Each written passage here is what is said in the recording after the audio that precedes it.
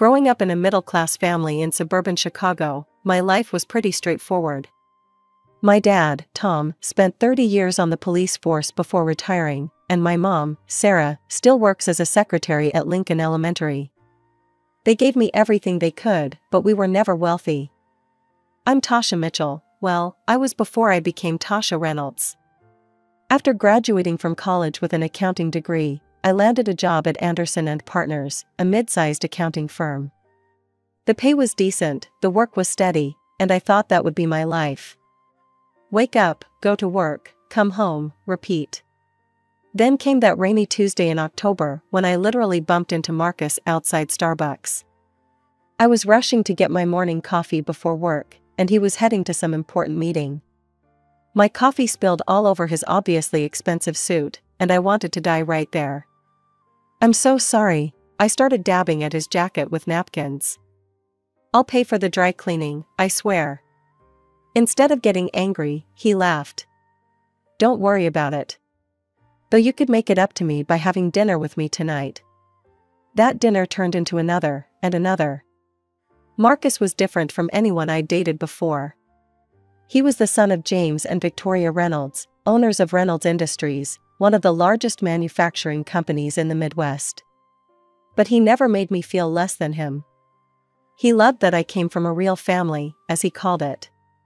That all changed when he took me to meet his parents at their mansion in Lake Forest.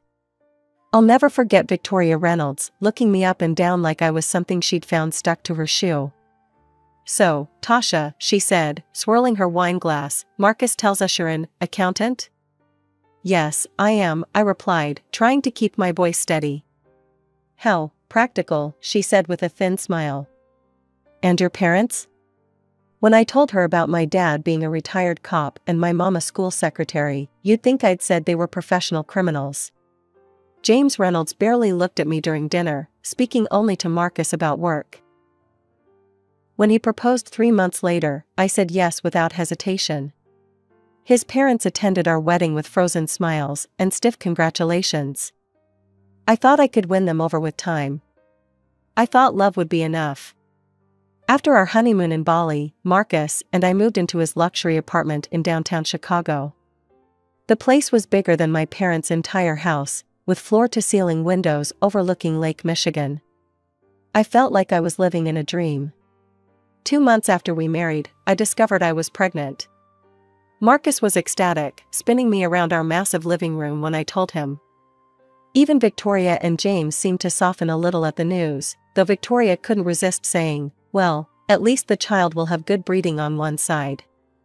Our son, James Jr., Marcus insisted on naming him after his father, was born on a snowy December morning. The moment I held him, nothing else mattered, not Victoria's constant criticisms, not the whispers at Reynolds Industries parties about the accountant who married the boss's son. JJ, as we called him, was perfect. Those first 2 years were actually good. Marcus took to fatherhood like a natural, coming home early to play with JJ, reading him bedtime stories, taking us both to the park on weekends. He was thriving as financial director at Reynolds Industries, and I worked part-time from home as an accountant while taking care of JJ and our home. Victoria and James might not have liked me, but they doted on their grandson, showering him with expensive gifts and demanding regular visits. But somewhere around JJ's 3rd birthday, things started to change. Marcus began coming home later and later, always with the same excuse, big project at work, honey. You wouldn't understand. The man who used to rush home to see his son now barely made it for bedtime. Then came that Thursday when Victoria showed up unannounced at our apartment, her Hermes scarf perfectly arranged, despite the wind outside. Would you care to explain, she said, walking in without waiting for an invitation, why you weren't at the company's annual gala last night? I stared at her, confused. What gala? Don't play dumb, Tasha. The Reynolds Industries anniversary gala. Every executive and their wife was there, except you. My stomach dropped. I didn't know about any gala. Victoria's eyes narrowed. Marcus said you weren't feeling well. Are you telling me my son lied? I waited up that night, sitting in our dark living room until Marcus came home at 11:30. He loosened his tie as he walked in, stopping short when he saw me. "Why didn't you tell me about the gala?"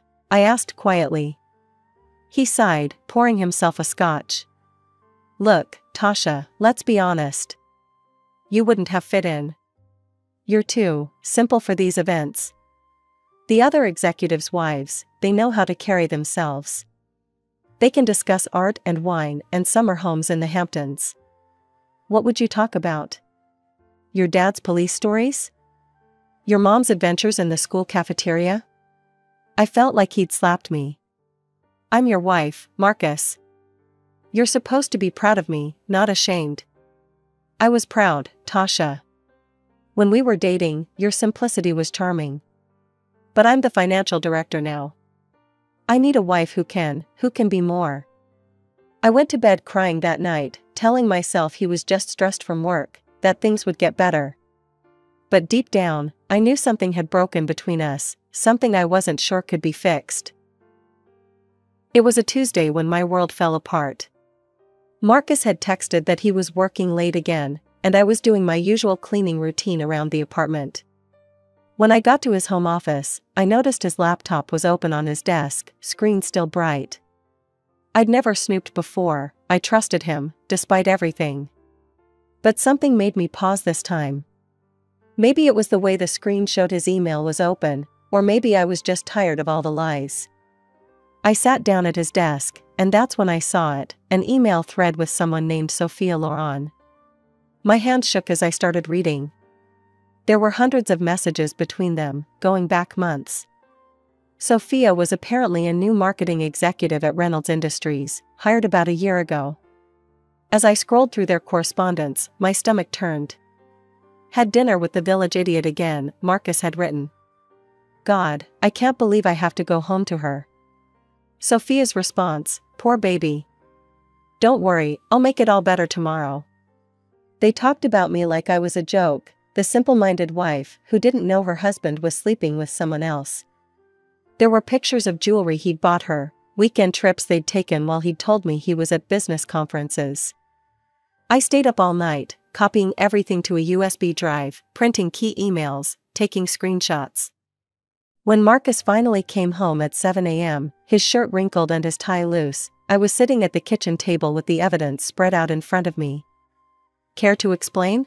I asked, holding up one of the printed emails. "How could you do this to me, to our family?" He laughed, actually laughed. "Come on, Tasha. Did you really think you were enough? Sophia is everything you're not, sophisticated, sexy, exciting. When's the last time you even tried to look good for me? I've been taking care of our son while you've been screwing around."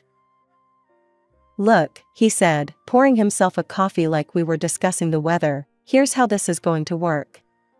You'll stay my wife, on paper. It's better for my image at the company. Sophia understands. And hey," he added with a nasty grin, "maybe I'll even find time for you occasionally. If you're lucky." I ran to JJ's room, my hands shaking as I threw some clothes into a backpack. JJ was still sleeping, clutching his favorite teddy bear. I gently woke him up. "Baby, we're going to visit Grandma and Grandpa for a while, okay?" Marcus leaned against the doorframe, watching us. "You'll be back. Where else could you possibly go?" I picked up my son, grabbed the backpack and my purse with the USB drive, and walked past Marcus without a word. Through tears, I drove to my parents' house. Mom opened the door in her bathrobe, took one look at my face, and pulled me into a hug. The divorce papers arrived 3 days after I left. Victoria Reynolds personally delivered them to my parents' front door, wearing a satisfied smirk. "I always knew you weren't good enough for my son," she said, handing me the envelope. "I'm just glad he finally realized it too." But what came next was worse than anything I'd imagined. Marcus wasn't just filing for divorce, he was suing for full custody of JJ. His lawyer filed papers claiming I was an unfit mother, painting a picture of me that was completely false. "Your Honor," Marcus's expensive lawyer said during our first hearing, Mrs. Reynolds has exhibited increasingly erratic behavior over the past year. She drinks heavily, creates scenes of jealousy without cause, and has become unstable. Thank God I'd saved all that evidence. When my lawyer presented the email correspondence between Marcus and Sophia, showing his infidelity and his cruel comments about me, the judge's expression changed. The timestamps on the emails proved I hadn't been creating scenes. I hadn't even known about the affair until I found those messages. So, Mr. Reynolds, the judge said, reviewing the evidence, you claim your wife is unstable, yet these emails show you were the one deceiving her, gaslighting her? Marcus shifted uncomfortably in his expensive suit. The judge awarded me primary custody of JJ, with Marcus getting every other weekend and substantial child support payments. I went back to work full-time at my accounting firm, while Mom and Dad helped with JJ. They were amazing, turning their retirement years into full-time grandparent duty without a single complaint. We settled into a routine. It wasn't luxury living anymore, but it was honest and peaceful. Then came that Saturday morning when a black Range Rover pulled up in front of my parents' modest house. Marcus stepped out, and with him was Sophia, tall, blonde, wearing designer clothes that probably cost more than my monthly salary. I'm here to see my son, Marcus announced, pushing past me into the house. Sophia followed, her nose wrinkled as she looked around our living room with its worn but comfortable furniture. Oh my God, she laughed, picking up one of Mom's cherished family photos. This place is literally a dump. Like an actual kennel. Watch your mouth, I warned her. She turned to Marcus. Baby, you can't let your son stay in this hovel. And these old people? She gestured toward my parents, who stood shocked in the doorway. They belong in a ditch somewhere, not raising a Reynolds heir. Get out, I said, my voice shaking with rage. Both of you, get out of my parents' house right now. Or what? Marcus sneered. You know what, Tasha? I'm done playing nice. I'm going to take JJ, and I'm going to destroy you. You think you won in court? Just wait. I shoved them both toward the door. Get out. Come on, baby, Sophia purred to Marcus. This place probably has fleas anyway. As they drove away, I hugged my parents tight.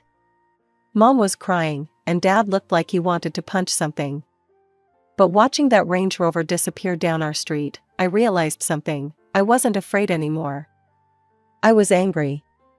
The next night, Dad found me sitting at the kitchen table, staring into a cold cup of coffee. You know, sweetheart, he said, sitting down across from me, sometimes the best defense is a good offense. Remember Mike Sullivan? He worked with me on the force. Now he's a private investigator. Real thorough guy, knows how to dig deep without leaving traces. I thought about Sophia's smug face, about her cruel words about my parents, about all the nasty emails she kept sending me. Just that morning, she'd commented on my LinkedIn profile photo, look at this pathetic wannabe. Can't even afford decent clothes anymore? Marcus wasn't any better. His latest email had read, every time I pick up JJ and see you in that dump, I remember why I upgraded. Enjoy playing poor with your cop daddy. How much does Mike charge? I asked Dad. 2 days later, I was sitting in a small office downtown with Mike Sullivan, a gruff man with kind eyes who'd known me since I was a kid. Weeks passed. I focused on work and JJ, trying to ignore the constant stream of harassment from Marcus and Sophia. Then Mike called. You need to come to my office, he said. You're going to want to see this in person. The file he handed me was thick. First off, he said, Sophia Loren isn't her real name. She's using her sister's identity. Her real name is Carla Larson. As I read through the file, my hands started shaking. Before working at Reynolds Industries, Sophia had been an escort, moving from rich man to rich man, living off their money until they got tired of her or discovered her small-time scams. She'd had different names in different cities, always disappearing just before things got too hot. But what she was doing at Reynolds Industries was far worse. Look at these bank transfers, Mike pointed out. She's been siphoning money from company accounts, small amounts that wouldn't raise red flags. And these emails? He showed me screenshots. She's been selling company information to your in-laws' biggest competitors. Product launches, merger plans, everything. I sat back, my mind racing. The perfect, sophisticated Sophia Loren was nothing but a con artist. And she'd gotten her hooks into not just my husband, but the entire Reynolds empire. There's one more thing, Mike said, pulling out another folder. Remember that big deal Reynolds Industries lost last month?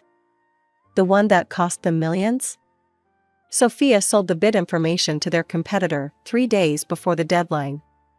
I gathered all the evidence carefully, making multiple copies. But I didn't make a move. Not yet. Because now I knew something Sophia didn't. Timing is everything. The call from Victoria came on a Wednesday morning. Her voice was as cold as ever. Tasha, James's 60th birthday party is this Saturday, she said, like she was scheduling a root canal. While we'd prefer to keep this a family-only affair, JJ should be there for his grandfather's birthday. And since he's too young to come alone. She let the sentence hang there. Just remember, you're only being invited as JJ's escort. Try to stay in the background and not embarrass anyone. The party starts at 7. James Reynolds' 60th birthday party was exactly as ostentatious as you'd expect. The mansion was decked out in gold and crystal, with waiters carrying champagne on silver trays. I felt every judgmental stare as JJ and I walked in. "Oh, you came," Victoria said, her smile tight. "Well, JJ darling, come give grandmother a kiss." I stood awkwardly by the appetizer table, watching my son being paraded around like a show pony. The other guests either ignored me or whispered behind their hands. I clutched my large purse containing Mike's file, waiting. Then Marcus walked in with Sophia on his arm.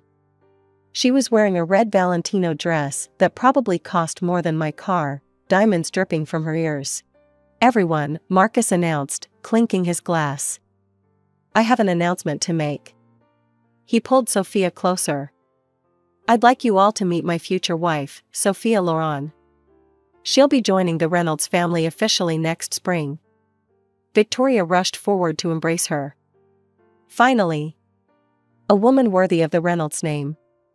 Harvard educated, from a wonderful family.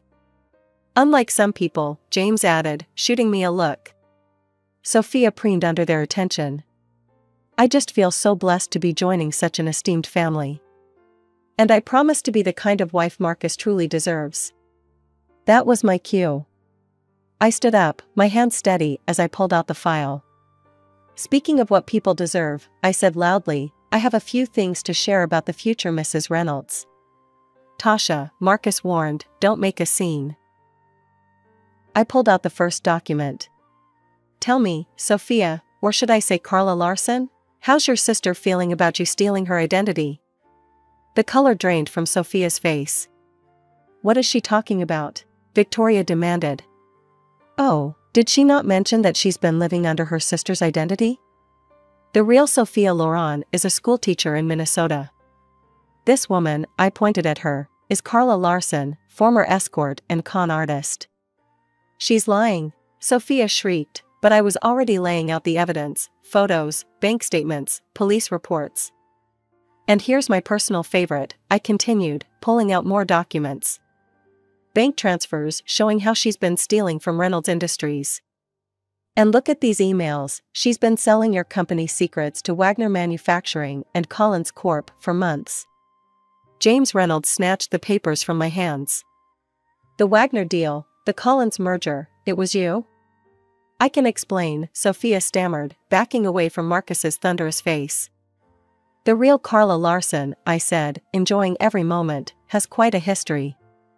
7 different cities, 7 different wealthy men, 7 different scams. Looks like Reynolds Industries was going to be number 8. The room had gone deadly quiet. I watched their faces change as they read through the evidence, Marcus's confusion, Victoria's horror, James's growing rage. And Sophia, her perfect mask cracking as her house of cards came tumbling down. The elegant birthday party dissolved into chaos within minutes. James Reynolds's face had turned an alarming shade of purple as he read through the evidence.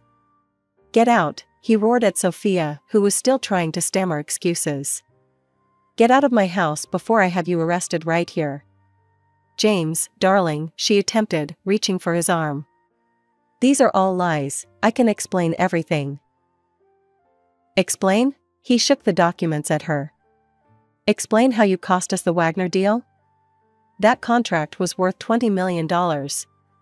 And Collins? They were our biggest competitor, and you've been feeding them everything." Victoria, who'd been quietly reading through the escort service records, looked up with pure venom in her eyes. "You common prostitute," she hissed. "You thought you could con your way into our family?" Sophia backed toward the door, her designer heels clicking on the marble floor. "Marcus, baby, tell them." But Marcus looked like he might be sick, staring at the photos of Sophia, or Sophie, with various wealthy men over the years. "If you're not off my property in 30 seconds, James said, his voice deadly quiet, "I'm calling the police. And trust me, you'll be seeing plenty of our lawyers either way." After Sophia fled, James turned to his son. The party guests were pretending to be absorbed in their champagne, but everyone was watching. "You brought this woman into our company," James said. "Gave her access to confidential information. All because what? She was pretty? Had nice legs?" "Dad, I didn't know." "Exactly," James roared. "You didn't know? Didn't check? Just thought with your..." He glanced at JJ and modified his language, "with everything except your brain. You're fired, Marcus. Clear out your office by tomorrow." "But Dad..." "And that apartment you're living in? Company property.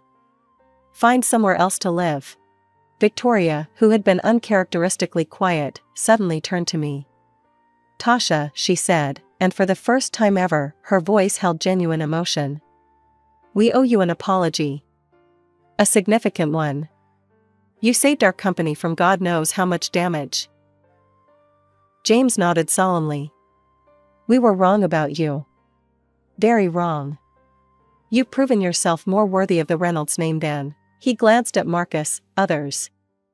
3 days later, Sophia was arrested at O'Hare, trying to board a flight to the Cayman Islands. The evidence I'd gathered, combined with what Reynolds Industries lawyers found once they started looking, was overwhelming. She was facing serious fraud charges and massive fines. Marcus, I heard, was staying at a friend's condo while he looked for a new job. No other financial firms were eager to hire a man who'd been fired for such catastrophic negligence. It's been 6 months since James Reynolds' birthday party changed everything. I'm sitting in my new apartment, not as luxurious as the one I shared with Marcus, but perfect for JJ and me. The Reynolds family gave it to me as a token of appreciation for saving their company from Sophia's schemes. The least we could do, James had said, handing me the keys. After everything, well, you understand. The apartment is in a nice neighborhood, close to good schools. JJ's room is decorated with superhero posters, and my little home office overlooks a park. It's not a penthouse with lake views, but it feels like home in a way the luxury apartment never did. Marcus moved to California last month. He calls JJ every Sunday at 7 p.m., like clockwork. Their conversations are short. JJ's still too young to talk long on the phone, but at least he's trying to be a father, even from a distance. He never asks to speak to me, and that's fine. Some bridges stay burned. The biggest change has been with the Reynolds family. Victoria stops by at least once a week, usually bearing gifts for JJ and, surprisingly, for me too. Last week, she brought a beautiful orchid for my windowsill. The real shock came when Victoria and James invited my parents over for dinner. I was nervous. The last time they'd all been in the same room was at my wedding, where the class divide had been palpable. But something had shifted. I watched in amazement as James asked Dad about his years on the force, genuinely interested in his stories. Victoria and Mom talked about gardening, exchanging tips about growing roses. Sarah, Victoria said to my mom at the end of the evening, you and Tom raised a remarkable daughter. I'm sorry we didn't see it sooner. We always knew what Tasha was capable of, Mom replied with quiet dignity. Sometimes it just takes others a while to catch up. Life isn't perfect. I still have days when I miss the man I thought Marcus was, when I worry about JJ growing up with a long-distance father. But then I look at my son, happy and healthy, playing with his grandparents, all his grandparents, and I know we're going to be okay. Last night, I found JJ looking at an old photo of Marcus and me from our wedding day. Do you miss Daddy? He asked. I sat down next to him, pulling him close. Sometimes, I said honestly. But you know what? Life doesn't always go the way we plan. Sometimes it goes wrong before it goes right. The important thing is to stay true to who you are. Later, as I tucked him into bed, I thought about how far we'd come. From the simple accountant the Reynolds family once scorned, to the woman who saved their company. Sometimes the happy ending isn't the one you expected. Sometimes it's better.